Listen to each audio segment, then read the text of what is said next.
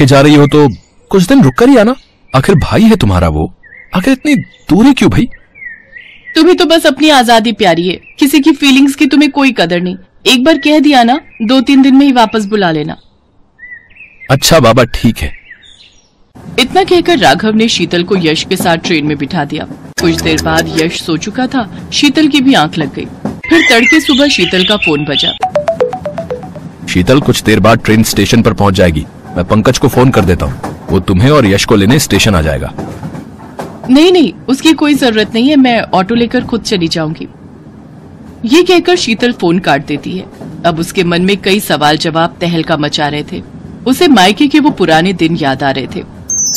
पंकज बेटा, जा शीतल बेटी स्टेशन पर पहुंचती ही होगी, जाकर ले आओ उसे। बच्चे और सामान के साथ आने में उसे परेशानी होगी। माँ वो पहली बार थोड़ी ना आ रही है, और वो पूरे शहर से परिचित है। वो तो हमारे सागरपुर की डॉन थी, वो अपने आप आ जाएगी। देख मेरे जीते जी तू मना मत कर, मेरे मरने के बाद जैसा रिश्ता निभाना है निभाते रहना। ये बातें सोचकर शीतल के चेहरे पर हल्की मुस्कुराहट आ गई, लेकिन अगले ही पल वो उदास हो गई। दरअसल शीतल की माँ की मौत को 1 साल बीत चुका था। जब उसकी माँ जिंदा थी तो वो किसी न किसी बहाने से शीतल को बुला ही लेती थी, और शीतल भी पूरे हक से जाती थी कि ये तो मेरी माँ का घर है।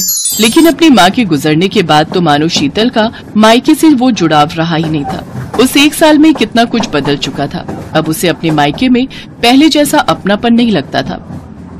अभी तक माँ होती तो 10 बार फोन कर चुकी होती, लेकिन भैया भाभी का अभी तक एक भी फोन नहीं आया। कुछ देर बाद गाड़ी स्टेशन पर आकर रुकी। शीतल ने ऑटो किया और मायके पहुंच गई। अरे दीदी आ गई आप, आइए आइए, हम कब से आपकी राह देख रहे थे। अब कैसी हो दीदी? और मेरा ये शैतान भांजा कैसा है? ये ले यश, चॉकलेट खा। थैंक यू मामा। दीदी आप अपना ये सामान गेस्ट रूम में रख दीजिए, आपका बिस्तर भी वहीं लगा हुआ है। नहीं भाभी, मैं माँ के कमरे में ही सो जाऊंगी।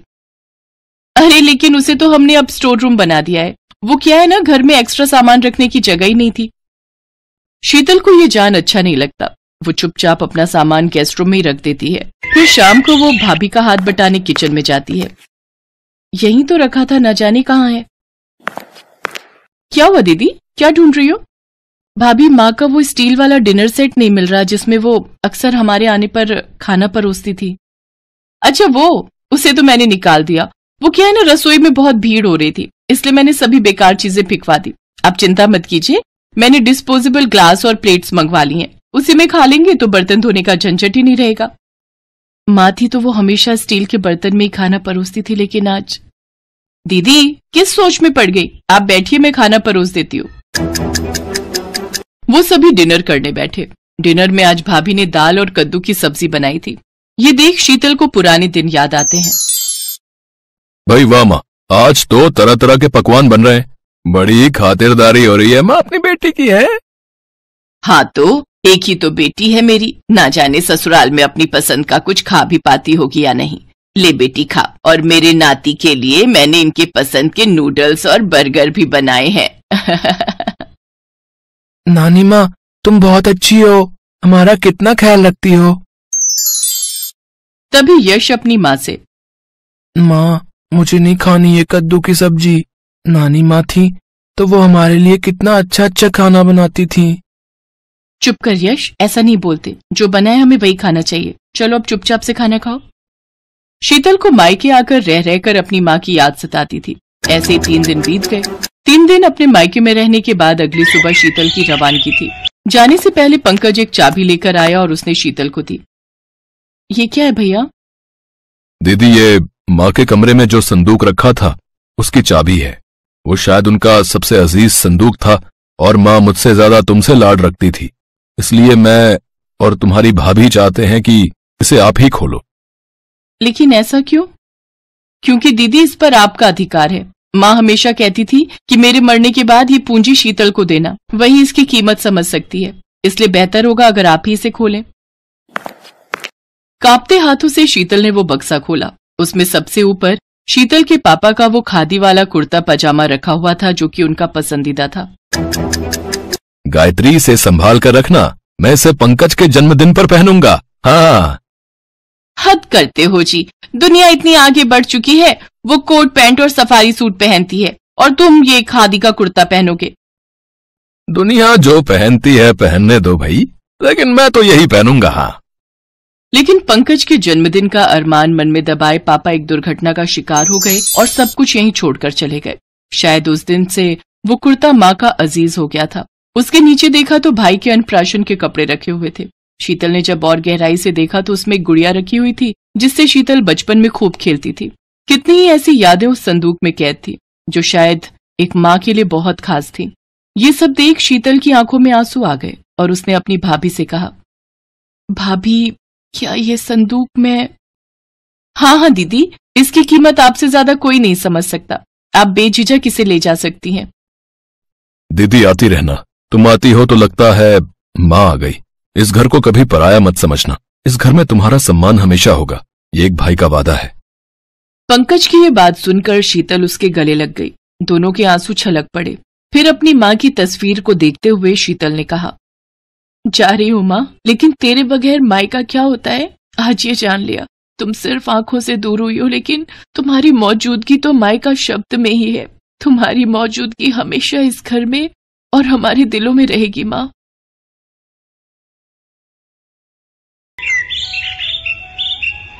मोहन और सीमा बहुत परेशान थे क्योंकि शादी के 10 साल होने के बाद भी वो माँ बाप नहीं बन पाए थे। मोहन मजदूरी करता था और उसी से घर चलता था। सीमा ने माता रानी का व्रत रखा और फिर उसका सपना पूरा हुआ। मोहन और सीमा को एक बेटा हुआ और उसका नाम मोनू रखा। देखो जी, हमारा बेटा कितना खूबसूरत है। वो तो होगा ही, मुझ पर जो गया है। वो दोनों बहुत खुश हैं। मोहन एक दिन काम से लौटते वक्त मोनू के लिए एक लॉकेट खरीद कर लाया। लॉकेट में मोहन, सीमा और मोनू की प्यारी छवि है। उसने घर लौटने के बाद वो लॉकेट मोनू के गले में पहना दिया और बोला, ये लॉकेट हमारी निशानी है, ये जीवन भर मोनू के पास रहेगा। वो तो ठीक है, पर ये इतना बदमाश है कि पूछो मत, सोता ही नहीं है। अरे सीमा, तुम इसको लोरी सुनाओ ना। लोरी सुनकर सारे बच्चे सो जाते हैं। सीमा लोरी सुनाना शुरू करती है। लल्ला लल्ला लोरी, दूध की कटोरी, दूध में बताशा, मुन्ना करे तमाशा। लल्ला लल्ला लोरी, दूध की कटोरी, दूध में बताशा, मुन्ना करे तमाशा।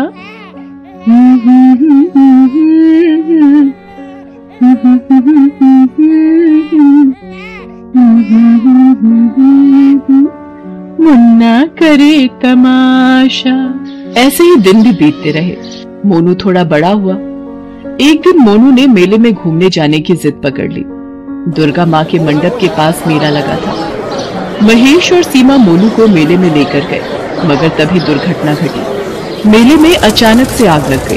अरे बाप रे, मेले में आग लग गई है, भागो, अरे भागो।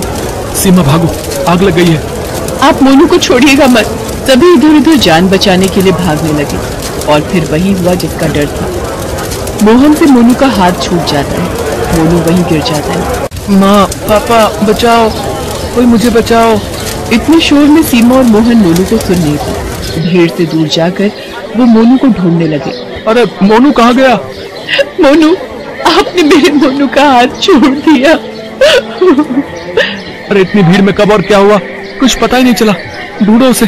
मोनू, मोनू, मेरा मोनू। दोनों ने मिलकर मोनू को बहुत ढूंढा, मगर मोनू नहीं मिला।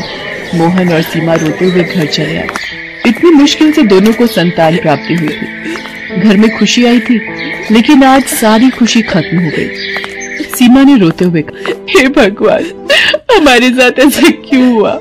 हमने किसी का क्या बिगाड़ा है? हे भगवान, आज मेले में क्यों गए हम? वो सब मुझे नहीं पता। मुझे मेरा मोनू वापस चाहिए। मुझे मेरा मोनू ला दो, मेरा मोनू ला दो मुझे। ठीक है सीमा, तुम चिंता मत करो, चाहे कुछ भी हो जाए, मैं मोनू को ढूंढ कर ही लाऊंगा। ये बोलकर मोहन घर से निकल गया और रास्ते में इधर उधर मोनू को ढूंढता रहा। ढूंढते ढूंढते मोहन को समय का कोई ध्यान नहीं रहा। शाम को थका हारा वो घर आया। सीमा रो रही थी। मोहन को देखकर वो बोली, क्या हुआ जी? मेरा मोनू कहीं मिला? नहीं सीमा, मैंने सब जगह ढूंढा पर मोनू कहीं भी नहीं मिला। झूठ बोल रहे हैं आप, झूठ। मेरा मोनू मेरे बिना एक पल भी नहीं रह सकता। मेरा मोनू वापस आएगा। आज ये वचन देता हूँ, मैं मोनू को तुम्हारी गोद में ला कर ही रहूंगा, चाहे इसके लिए मुझे अपने प्राण ही क्यों ना देने पड़े। अगले दिन से मोहन बस मोनू को ढूंढता रहा और सीमा घर पर रोती रही। कुछ दिन बीत गए। काम पर न जाने की वजह से मोहन का काम भी चला गया और घर पर रो रो कर सीमा पागल सी हो गई। कुछ दिन बाद घर का सारा राशन खत्म हो गया। तब दोनों को मालूम हुआ कि ये ज्यादा दिन नहीं चलेगा। अगर खाना ही ना मिले तो वो मोनू को ढूंढेंगे कैसे। ये सोचकर दोनों ने अमीरों के घर नौकरी शुरू की। उन घरों में मोहन घर की साफ सफाई करने से लेकर कपड़े धोने तक सारा काम करता रहा और सरला उन घरों में खाना बनाने लगी। काम के बाद बचे हुए समय में मोनू की खोज में दोनों बस इधर उधर भागते रहे। देखना सीमा, मोनू एक दिन जरूर मिलेगा। बस उसे एक बार देख लो इन आंखों से, मैं भगवान से दुआ मांगती हूँ। ऐसे ही 25 साल बीत गए मगर मोनू अभी तक नहीं मिला। इतने दिनों में मोहन और सीमा बहुत सारे घरों में काम कर चुके हैं। एक दिन दोनों को खबर मिली कि शहर में एक अभिषेक नाम का आदमी आया है। उसकी उम्र तो बस 30 साल है मगर उसके पास पैसे बहुत हैं और उसको 2 काम करने वालों की जरूरत है। तनख्वाह भी बहुत अच्छी है। मोहन और सीमा उसके पास जाते हैं। मालिक, हमें ये काम दे दीजिए मालिक। हमें काम की बहुत जरूरत है। हाँ, तुम दोनों काम कर पाओगे क्या? इतनी उम्र जो हो गई है। अभिषेक की पत्नी का नाम ऋतु है। ऋतु वहाँ पर आ जाती है और कहती है, ये दोनों बूढ़ा बूढ़ी किसी काम के नहीं, भगा दो इन दोनों को। नहीं नहीं मालकिन, हम बिना कुछ कहे काम करेंगे, बस हमें इस काम के लिए रख लीजिए। ठीक है, रख तो लेंगे, मगर काम के वक्त थोड़ा सा भी नखरा किया तो मुझसे बुरा कोई नहीं होगा। मोहन और सीमा को काम मिल जाता है और दोनों काम पर लग जाते हैं। मोहन घर साफ करता है और सीमा खाना बनाने में लग जाती है। ए बुड्ढे, उधर ठीक से साफ नहीं हुआ, ठीक से साफ कर चल।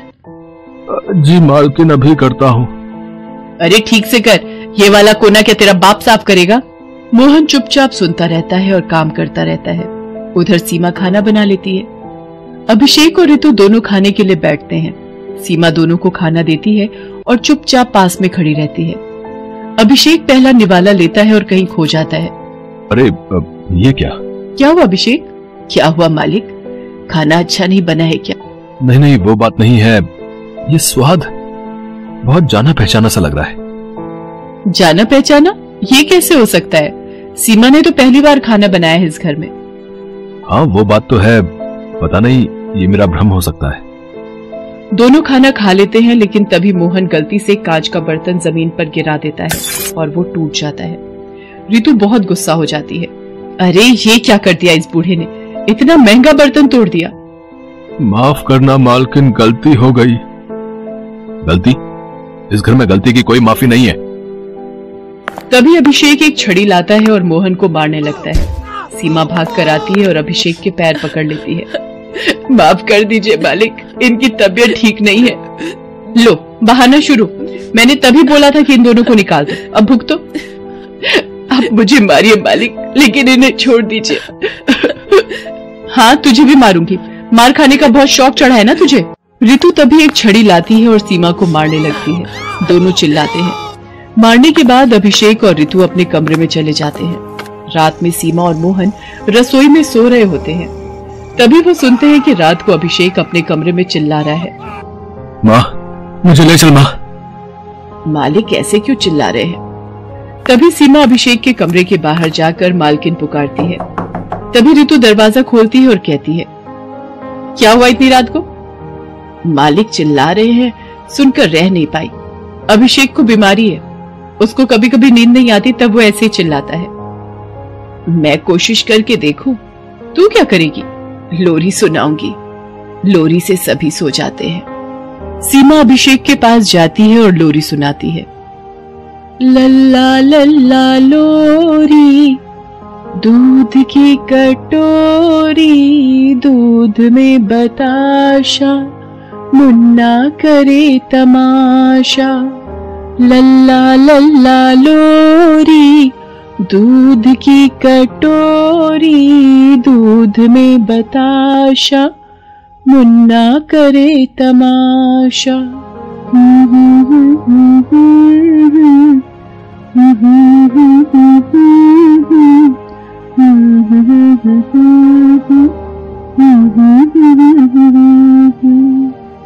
अभिषेक तुरंत सो जाता है। ऋतु को आश्चर्य होता है, लेकिन सुबह अभिषेक ऑफिस के लिए निकलता है। उसके ऑफिस में आज एक जरूरी मीटिंग है, इसलिए वो हड़बड़ी में घर से निकलता है और बिना इधर उधर देखे रास्ता पार करता है। पर तभी रास्ते में गाड़ी आकर उसे धक्का मार देती है और वो जमीन पर गिरकर तड़पने लगता है। ऋतु, सीमा और मोहन दौड़कर उसके पास जाते हैं। तीनों मिलकर अभिषेक को उठाने की कोशिश करते हैं और तभी मोहन और सीमा देखते हैं कि अभिषेक के गले में एक लॉकेट है। ये वही लॉकेट है जिसे मोहन ने मोनू के गले में पहनाया था। मोहन और सीमा उस लॉकेट को देखकर चौंक जाते हैं।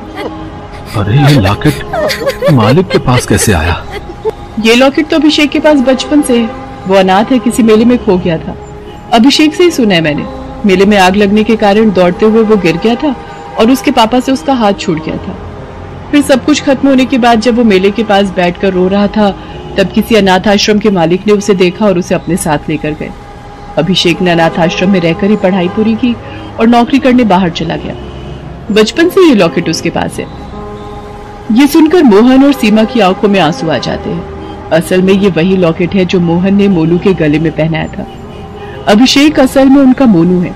वो तुरंत मोनू को उठाकर दुर्गा माँ के मंदिर में ले जाते हैं और माँ से प्रार्थना करते हैं, हे माँ, मेरा बच्चा 25 साल पहले खो गया था। इतना ढूंढने के बाद आज वो मिला है हमें। उसको फिर से हमसे अलग मत करना माँ। तभी दुर्गा माँ प्रकट होती है और अभिषेक यानी मोनू को ठीक कर देती है। मोनू को सब कुछ पता चलता है और फिर वो सब समझ जाता है कि क्यों सीमा का बनाया हुआ खाना जाना पहचाना लग रहा था, क्यों सीमा की लोरी सुनकर वो सो गया था। वो मोहन और सीमा पर किए गए अत्याचार की भी माफी मांगता है। माँ, पापा, मुझे माफ कर दो। मैंने आप दोनों पर बहुत अत्याचार किए हैं। मैं उस बात के लिए शर्मिंदा हूँ। मुझे माफ कर दो। चुप कर बेटा, माँ बाप से कोई माफी मांगता है क्या? ये बोलकर मोहन और सीमा अपने बेटे को गले लगा लेते हैं। ऋतु भी माफी मांगती है। अंत में सभी एक साथ हो जाते हैं और खुशी खुशी जीवन व्यतीत करने लगते हैं। Thanks for watching.